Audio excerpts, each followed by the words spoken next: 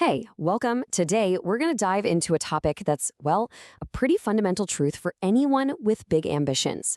We're talking about why preparing for English proficiency early isn't just about passing some test, it's about literally building the foundation for your entire future. So, let me just ask you this straight up. In our world today, which is so incredibly connected, what's the one single skill that really unlocks all those doors to global opportunities? When you really think about it, more often than not, the answer is English. And that leads us right into our first big idea here, the Global Career Challenge. Because the world of work, it's completely changed. The demands on people who want to get ahead are just higher than they've ever been before. To put it bluntly, we have to stop thinking about English as just another class in school. It's the language of international business, of tech, of science, you name it. Not having a strong command of it, it's kind of like trying to compete in a race with one hand tied behind your back. It just puts you at a huge disadvantage. I mean, think about it. The best universities, the biggest multinational companies, the most exciting research teams, they're all out there. But getting in requires more than just wanting it. You've got to have the ability to communicate, to collaborate, to really innovate with people from all over the world. So the real question is, are you actually ready for that? Now, this brings us to a really common trap. It's something I like to call the late start scramble. Even when we know how critical English is, so many of us fall into this pattern. You know what I'm talking about. We've all been there, right? A huge test is just around the corner. And what do? We pull all-nighters, we chug coffee, and we try to just force-feed a mountain of information into our brains. But let's be honest, that is not a strategy for success. It's really just a recipe for anxiety and for service-level knowledge that, poof, disappears the second you walk out of that exam room. And you can see the difference right here, clear as day. On one side, you got the scramble. It's all about cramming, super high stress, and just memorizing things by rote. But on the other side, you have a strategy that's planned learning, confident practice, and a deep, real understanding of the language. It's really a choice between total chaos and having control.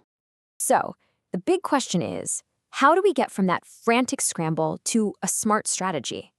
Well, the answer is actually pretty simple, but man, is it powerful. You have to harness the power of starting early. And this is where we have to completely redefine what preparation even means. It's not a frantic 2-week sprint before a deadline. It's a marathon. It's about calmly and systematically building a skill over time so that it becomes a natural part of who you are. Like, it's just second nature. Look, starting early isn't some huge, scary thing. It really just breaks down into these logical steps.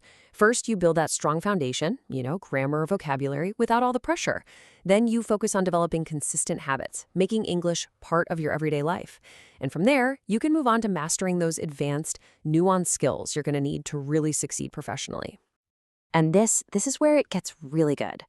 Because when you take the strategic approach, the benefits you get go way, way beyond just a good score on some test.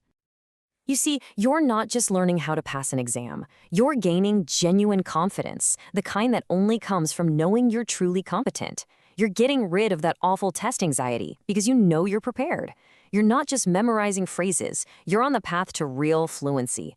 And maybe most importantly, you're developing communication skills that are going to serve you for your entire life. This quote just nails it. Success isn't a score, it's a skill. Think about that. Anybody can cram for a test and get a score, but that score is temporary. A skill is permanent. It's an asset that you own, something you can use in any situation long after you've forgotten all about that test. Okay, so let's bring this all together. Let's connect everything we've talked about back to where we started, actually unlocking your future career. Just look at how this journey plays out. It all starts today with a simple decision to prepare early. In about a year, that leads to test success, but without all the stress. In 4 years, that success can open the door to a top university or that dream first job. And then, 10 years down the line, you're looking at a career with real, sustained global growth, all of it built on the foundation you started laying right now. When it comes right down to it, this isn't about studying for a test. It's about investing in your future self. Every single vocabulary word you learn, every grammar rule you master, it's like another brick you're laying in the foundation of your career. It's a direct investment in giving yourself a powerful, lasting advantage over the competition. So, as we wrap this up, I want to leave you with this one thought. The construction of your future career, it doesn't start after you graduate.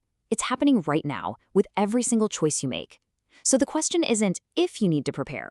The real question is, how strong are you willing to make that foundation?